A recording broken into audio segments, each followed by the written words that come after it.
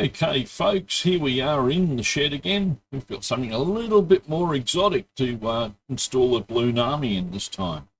And it's one of these guys, Union Terminal Imports. I'd never heard of this company before, so I've had to spend a bit of time on the interweb having a little look at what they are. But they're brass locos, so this is an E9A, and I've got another E9A over there, as well as two B units.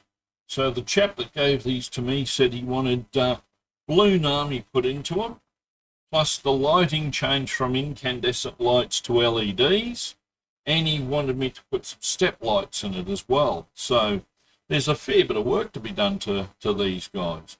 But apparently they're a brass loco from Korea, made by Boo Rim Precision is the company that makes them.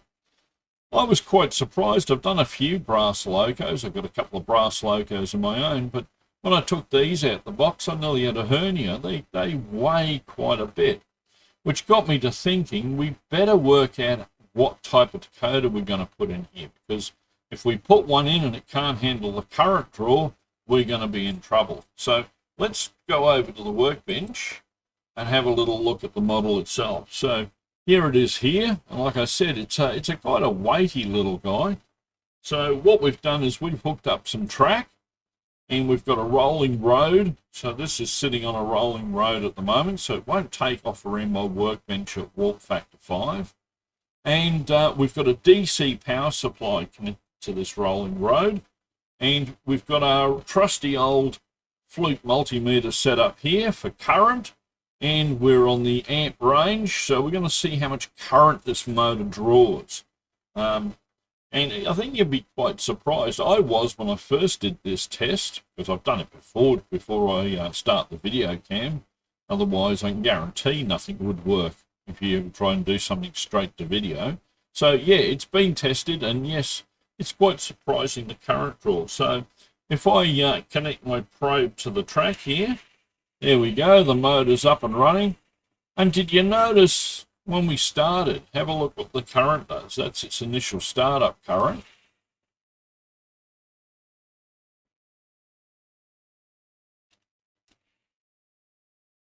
It goes to about 400 milliamps and then back down again. Now, a rough rule of thumb is with any motor, whenever it starts, we're going to have about 6 to 8 times its normal running current when it takes off.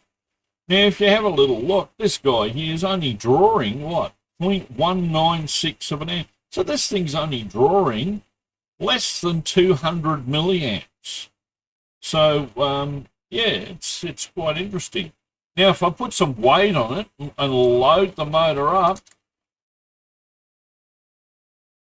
without shorting it out, you can see we only go up maybe to 200 milliamps and then drops back down again. So this model itself lends itself not to a 2200, but maybe a 21-pin Blunami with a Decoder Buddy in there, which should be good because I can put the Decoder Buddy in.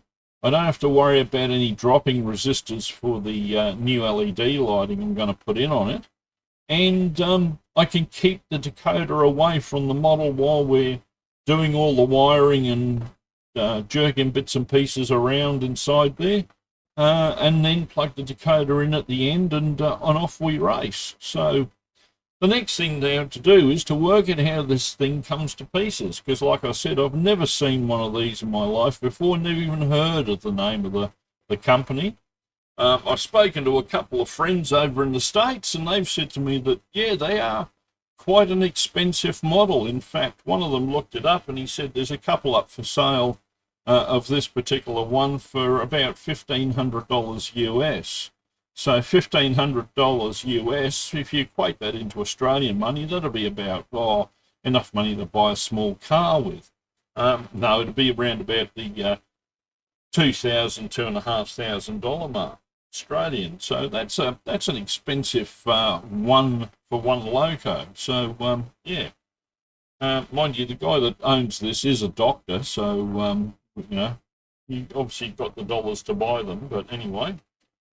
that's beside the point. So I'll disappear now, and next time when we come back, we should have one of these in pieces, and we can have a look at what's inside them. So stay tuned, and we'll see you in a little bit. Okay, so we're recording again, and we've now got this model apart. And yeah, it wasn't too much drama. We had a couple of little screws that came out of here. So we had basically 6 screws in the chassis, as you can see in these holes, and then the couplers at either end that held it on. So we managed to get them all out, and that wasn't too much of a problem. It's quite an impressive little chassis. It's got a bit of weight to it, but we can see it's actually a Canon printer motor that they've got inside here. If we look on the other side, it says Canon Precision. So these would have been the Canon motors that were quite popular in the day to power locos, because they are a very smooth DC motor. We got flywheels on it. We've got all-wheel pickup, and we've got a termination up here on this PCB for a wiring loom that goes into the actual loco, and we'll have a look at that in a minute, because that was quite interesting all on its own. But yeah, so we've got into the lower mech, and I've been looking here because he wants me to put step lights or work lights underneath on top of the bogies. So I've got to work out how I'm going to get them in. I'll probably run them up onto the top here, and then put another JST plug next to this one for the lighting. This one actually connects the pickups off the bogies and the motor itself, and we'll have a look at that in a minute. When I pulled the body apart, I noticed this thing inside it, and I thought, we've got a digital decoder in here. So I put it back on the layout and onto JMRI to see if we did have a decoder here, because when we look at these wires that went off to the JST plug that plugged into the bogies there, it's got the color scheme for red and black for our pickup, and then orange and grey for our motor, which is what we should have going down to there. So I thought, is this a DCC decoder that we've got in here? But alas, when I plugged it in, it's squealed like it does when it's an analog loco on a DCC system, and nothing happened. But out the other end, I noticed we had this 9-pin JST plug when I took all the heat shrink and everything off, that went onto this circuit board that basically, let me see if we can zoom in here. Well, we can look at it in a bit more detail. Okay. So yeah, this plug, and it had a whole bunch of diodes on there, basically. So it would route the lighting to these sockets, to this plug. But then I looked at the plug and I thought, those wiring colours are all the same as a DCC decoder. So then it dawned on me that this was actually DCC ready. And if we got an older type decoder of the day, so we've got an old DH163 here, that actually plugs straight into here. And when I had it all wired into the loco, we suddenly had DCC and the loco ran. But obviously, we can't plug a sound decoder into this because there's not enough wires or the likes. And then when I stripped all the insulation back off this, it's actually just a resistor board. So we got all the resistors in here to limit the current. When I had a look at the lighting in the number boards and in the headlights, it was all these grain of rice globes, hence why we had all the resistors in here to limit the voltage so that we didn't blow the globes up. And they all plugged together by these little harnesses, which was quite neat. So anyway, the chap who owns this loco, he doesn't want incandescent globes, and he wanted me to change them all to LEDs. So I've pulled all of these out, and I've replaced all the lamps in the actual loco with LEDs. Now what's all left to do is install some lights underneath these work lamps, so that he actually gets the bogies illuminated when they throw the switch on the loco. So to do that, I'll probably run the wiring up here where the bogey pivot point is, and then run the LED wiring along, and maybe put another JST plug next to this guy on the top, and I'm going to reuse this JST plug and this wiring harness to connect up our DCC decoder. So let's put all that to one side at the moment, and as I said, these things are obviously DCC ready, or one of the earliest forms of DCC ready. So that stuff's all going to one side because we're not going to use it, and I'll get the actual body down. Okay, so here's the body still sitting in the cradle. So if I lift it up, there we go, we can see. So we've actually put an LED in for the headlight. We've got two LEDs in here for the for the Mars light, and we've got an LED in each of the number boards, and we have an LED in the cab as well. Now another thing that he wanted me to do was to fit some crew. So if we can zoom in, well, we go down, there we go, we can actually see I've got some crew sitting in there as well, because it's got a fully detailed interior, so it's quite snappy, the inside of this. So let's see now if I go there. There we go, there's another one of the crew members sitting in there. So we've got all our LEDs in here, and I've run all the wiring out. Let me zoom out a bit. There we go. We can see we've run all the wiring out. So what we're going to do is we're going to install a Decoder Buddy from Nick's Trains. Brilliant little device this, because I can mount the board in there, take this plug off, and that's where all my lighting gets soldered to, and I can solder my pickups and my motor to the board and mount the board in the bottom here. Now I don't have to plug the lights in or the decoder until I'm actually ready to run the loco. So instead of having the decoder flopping about inside there, oh, there's the wire there for our cab light. Having that flopping around inside there, I can just mount this board down, take this board off, solder all my wires outside here where it's a bit easier to get to, then plug it all back in, and then finally plug in the decoder.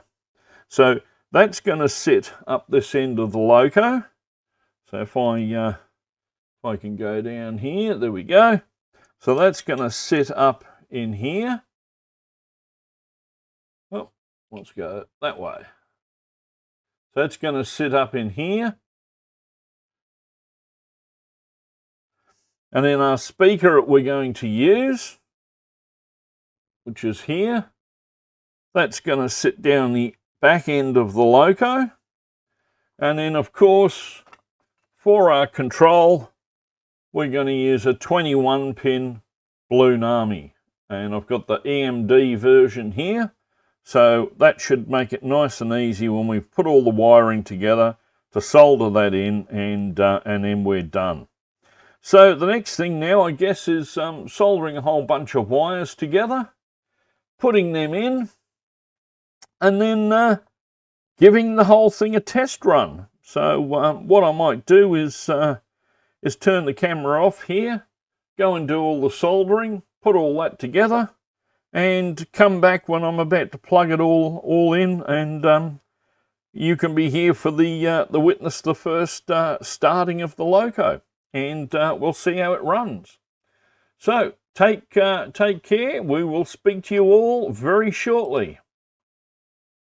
Okay, so we're back here. We thought we'd take a little break and do a quick video of what we've done so far.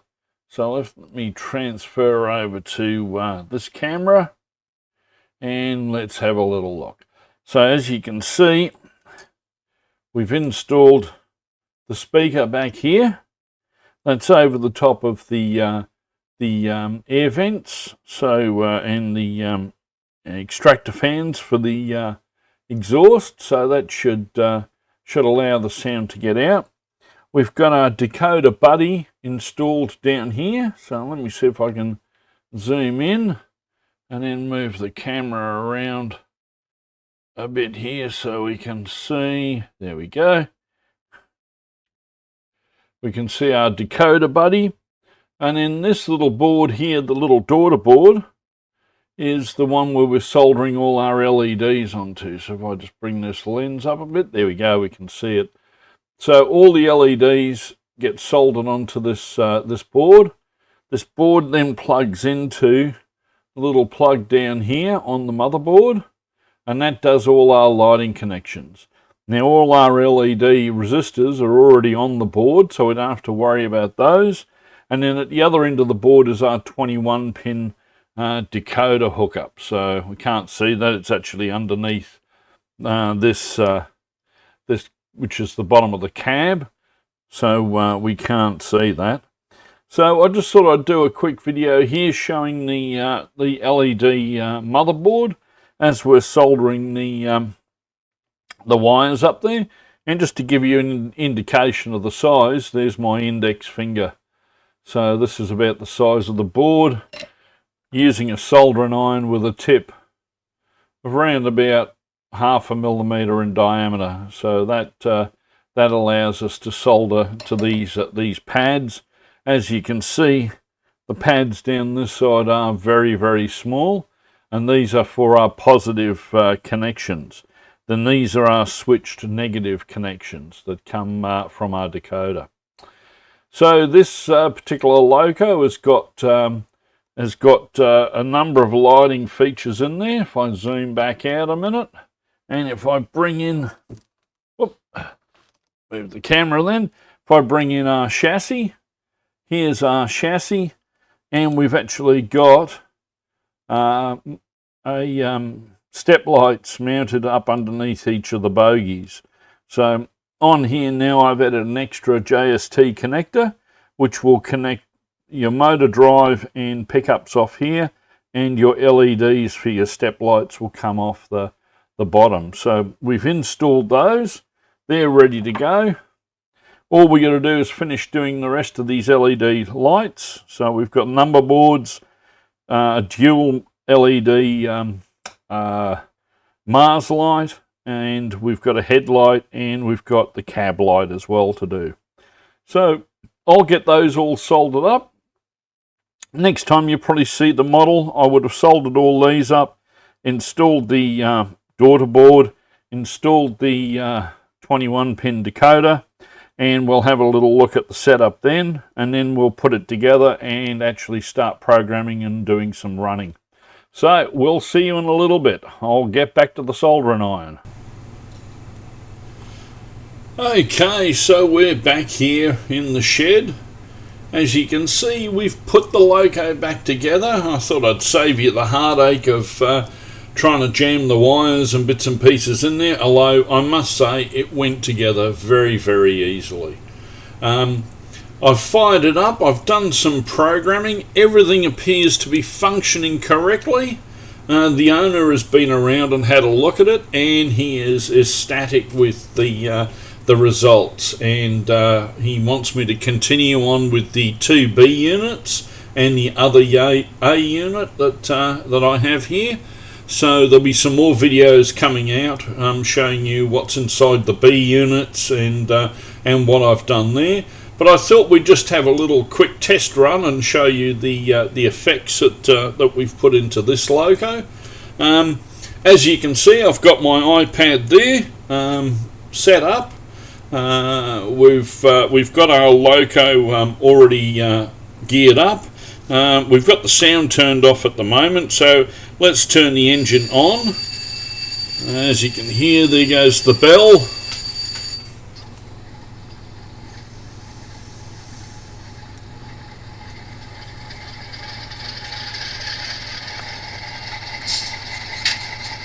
And the old chug of the 567 as it goes into idle, and we can see hear the air compressor blowing off there. So we've got the lights on there. So what we might do is we might back it up a little bit. As you can see on the functions here, if I go to the 15, I've added in the extra lighting function. So the number boards. There are two LEDs in the Mars light, so we can see there's two Mars functions there. There's one for the step lights, and then there's one for the cab light. So we'll have a look at those in a minute, but let's just give it a bit of a run first. Let's take it backwards a bit.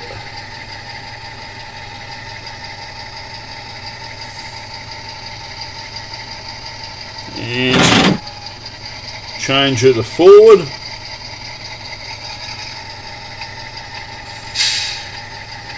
There we go. As you can see, that Canon motor it's inside, it makes this model run so smoothly. I've had it down to a minimum crawl. Like you see there, we're on about speed step. We're actually on speed step 1 there. So we might just stop it and go in reverse, and we'll be able to see how smooth this is running in reverse.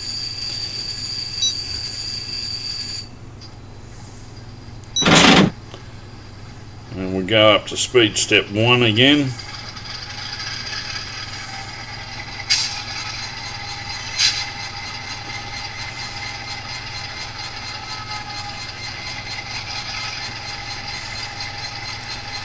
And you can see how smooth it is moving back there.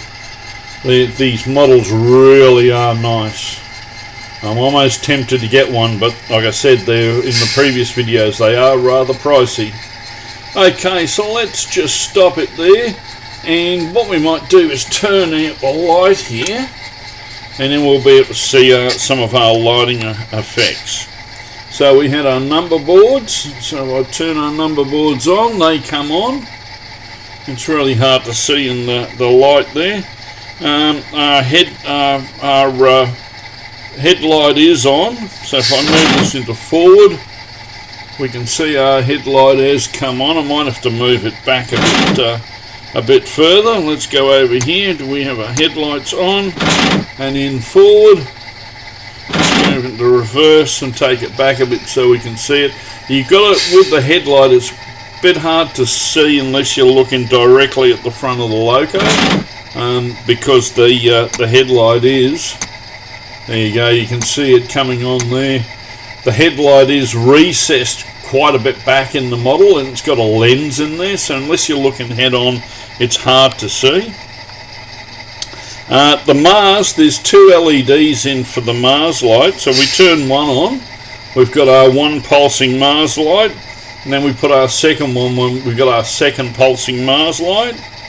We've got step lights, which we can see now. We might bring this forward a bit so we can see the lights a bit better.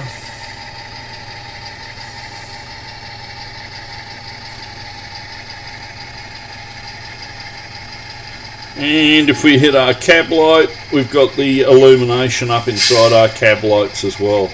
So we can see the step lights there.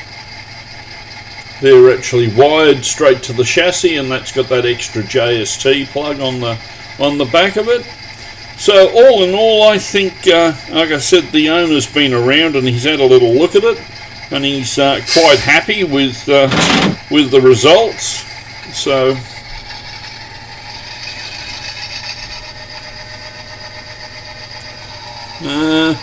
the number lights are really funny, because unless you're close to the model, you can't actually see them come on. So let me just see if I can zoom in a bit here. Let's have a look, see if we can do that with this camera. Zoom, why isn't the zoom working? There we go.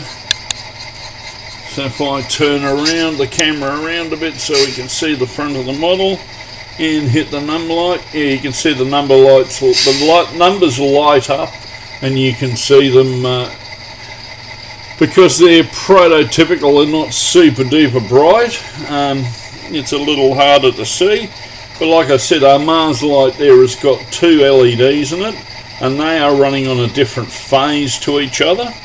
So I'll turn all those off and let's zoom out of our model. Let's put the lights back on again so we can see it, and let's put it in forward and move it forward. And like I said, that's running on about speed step 1 at the moment, and it's nice and smooth going forward there. Like I said, we added crew into this one, so if we zoom in we can see the crew in there, and if we hit the cab lights we can see the crew even better. It's inside there, and of course our step lights there so the crew can make sure they can see when they're getting in and getting out of the loco. So I guess that's it for this build. I hope you enjoyed it. It is a bit of a lengthy video. It's about half an hour I think we've got to now. But everybody take care, and we'll see you on the next build. And I think the next one might be a B unit. So we'll have a look at a Southern Pacific B unit. Anyhow, take care. See you soon.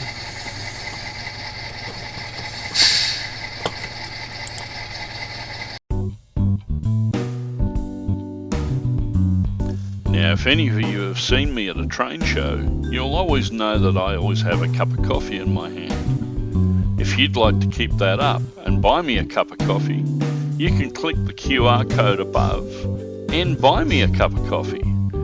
Anyhow, keep them on the rails and we'll see you soon.